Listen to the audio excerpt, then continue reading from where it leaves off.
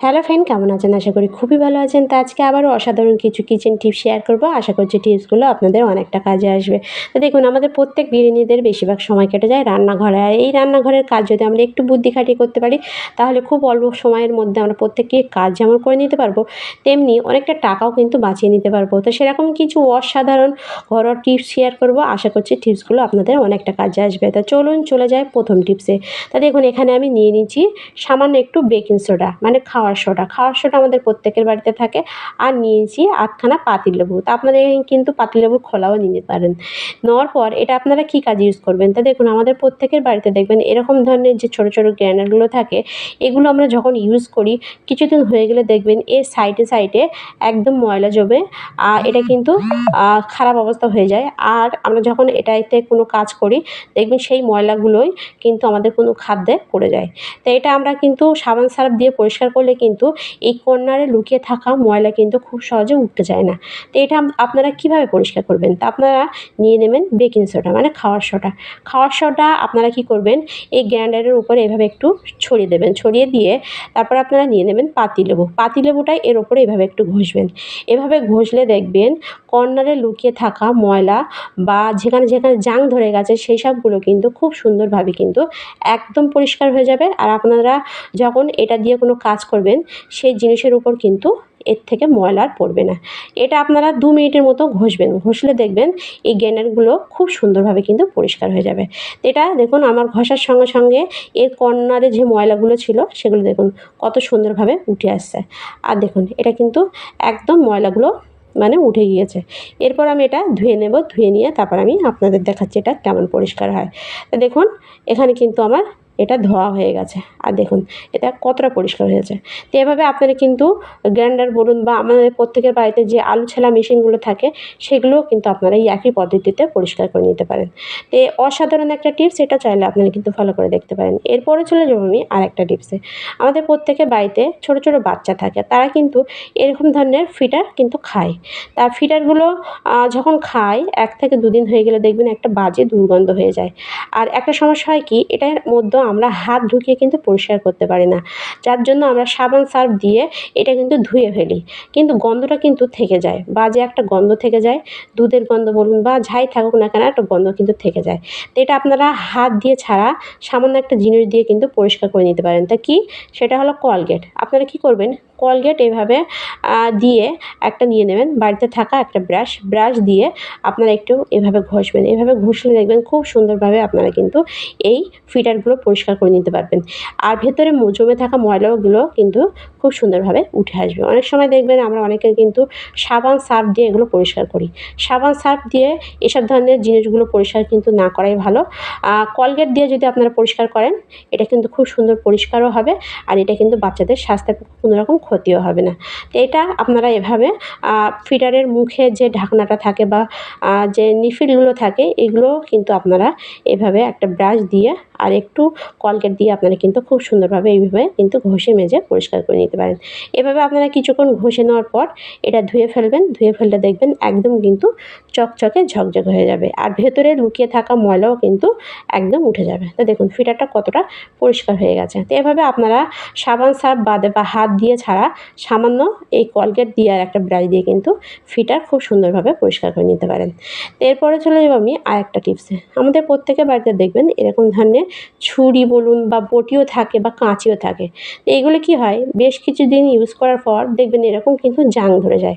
তাই এটা আমরা হয়তো আবার বাজার থেকে এগুলো কিন্তু ঠিক করে নিয়ে আসি, আবার ধারালো করে নিয়ে আসি। তা বাজার থেকে কোনো রকম পয়সা খরচ ছাড়া আপনারা কিন্তু বাড়িতে বসেই এই জাং পরিষ্কার করে নিতে পারবেন এবং ধারালো করে নিতে পারবেন। তা কীভাবে? আপনারা নিয়ে নেবেন কোলগেট। কোলগেট কিন্তু আমাদের প্রত্যেকের বাড়িতেই থাকে। কোলগেট আপনারা এভাবে একটু ভালোভাবে একদম ছুরির এই পাতায় কিন্তু এভাবে দিয়ে দেবেন। তা আমি এখানে একদিকে পরিষ্কার করে দেখাচ্ছি পরিষ্কার হয় কি না। আর একদিকে কিন্তু আমি কোলগেটটা দিইনি। তো এভাবে আপনারা কী করবেন, কিছুক্ষণ রাখবেন। 5 মিনিটের মতো রেখে দেবেন। রাখার পর আপনারা নিয়ে নেবেন ব্রাশ। একটা ব্রাশ নিয়ে এভাবে একটু ঘষবেন। এভাবে 2 থেকে 3 মিনিটের মতো ঘষবেন। হাত দিয়ে ঘষতে যাবেন না, তাহলে কিন্তু কেটে যাওয়ার ভয় থাকে। আর আপনারা যদি হাত দিয়েও ঘষেন, আপনারা একটা তারের মাজনিও নিয়ে নিতে পারেন।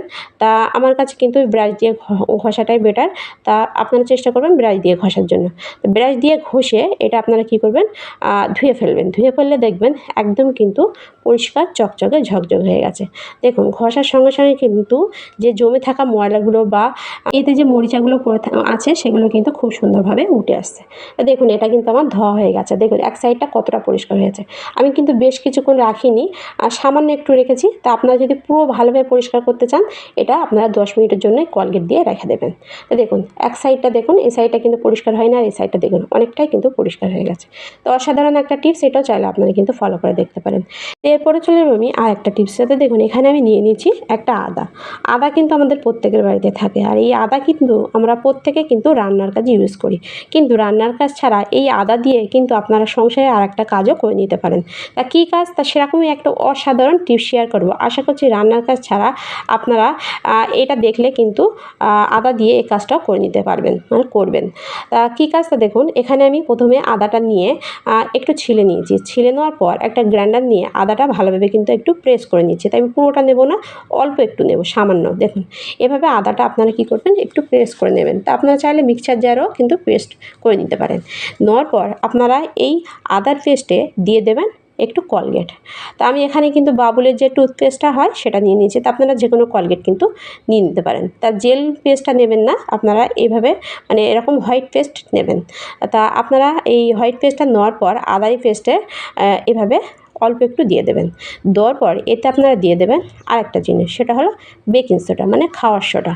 তো এখানে আমি সামান্য 1 চিমটি কিন্তু খাওয়ার সোডা দিয়ে দিয়েছি। দেওয়ার পর এই 3টে জিনিস আপনারা কী করবেন, ভালোভাবে কিন্তু মিশিয়ে নেবেন।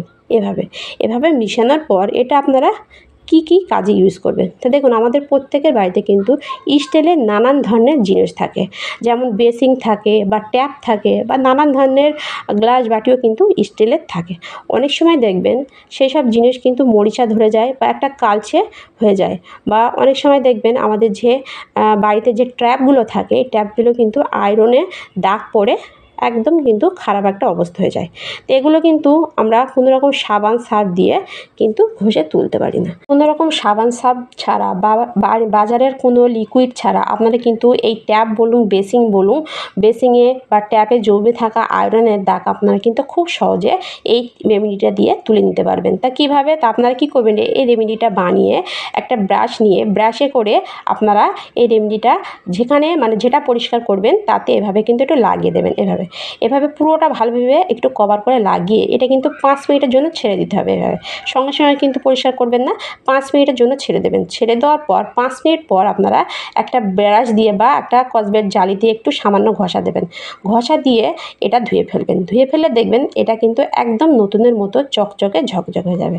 কোনো রকম পয়সা খরচ ছাড়া আপনারা সামান্য এই জিনিসটা দিয়ে আপনাদের স্টিলের জিনিস, যে কোনো স্টিলের জিনিস আপনারা কিন্তু পরিষ্কার করে নিতে পারেন, বা এটা দিয়ে আপনারা কিন্তু আপনাদের বেসিনও পরিষ্কার করতে পারেন। তো দেখুন ট্যাপটা কতটা পরিষ্কার হয়েছে, আর কতটা ময়লা ছিল সেটা আপনারা অবশ্যই আগেও দেখেছেন। তা অসাধারণ একটা টিপস, এটাও চাইলে আপনারা কিন্তু ফলো করে দেখতে পারেন। তো এরপরে চলে যাব আমি আর একটা টিপসে। তা দেখুন আমাদের প্রত্যেকের বাড়িতে যে পাথরের যে ফ্লোরগুলো থাকে, এগুলো একটা সমস্যা হয় কি, দেখবেন আমরা যতই পরিষ্কার করি না কেন, পাথরের এই জয়েন্টের মুখে কিন্তু এরকম ময়লা হয়ে থাকে। এটা কিন্তু আমরা সাবান সার্ফ দিয়ে পরিষ্কার করলেও, হাত দিয়ে ঘষাঘষি করলেও এটা কিন্তু খুব সহজে উঠতে চায় না বা ওঠে না, বা এই ফ্লোরের এই জয়েন্টের মুখগুলো দেখবেন একদম ময়লা কাল হয়ে থাকে। তো এটা আপনারা কিন্তু কোনো রকম ঘষাঘষি ছাড়া সামান্য একটা জিনিস দিয়ে পরিষ্কার করে নিতে পারবেন। তা কীভাবে, তা আপনারা নিয়ে নেবেন একটা বাড়িতে থাকা একটা চিরুনি আর একটা মোজা। এভাবে মোজা চিরুনিটা আপনারা কী করবেন, চিরুনিটা মোজার মধ্যে এভাবে পরিয়ে নেবেন। নেওয়ার পর তারপর আপনারা নিয়ে নেবেন কলগেট। তা কলগেট আমাদের প্রত্যেকের বাড়িতে কিন্তু থাকে। তা আপনারা যে কোনো কলগেট নিয়ে এই ফ্লোরের মানে যেখানে পরিষ্কার করবেন আপনারা এই ফ্লোরের জয়েন্টের মুখে এভাবে একটু কলগেট আঙুলি করে নিয়ে এভাবে কিন্তু একটু লাগিয়ে দেবেন।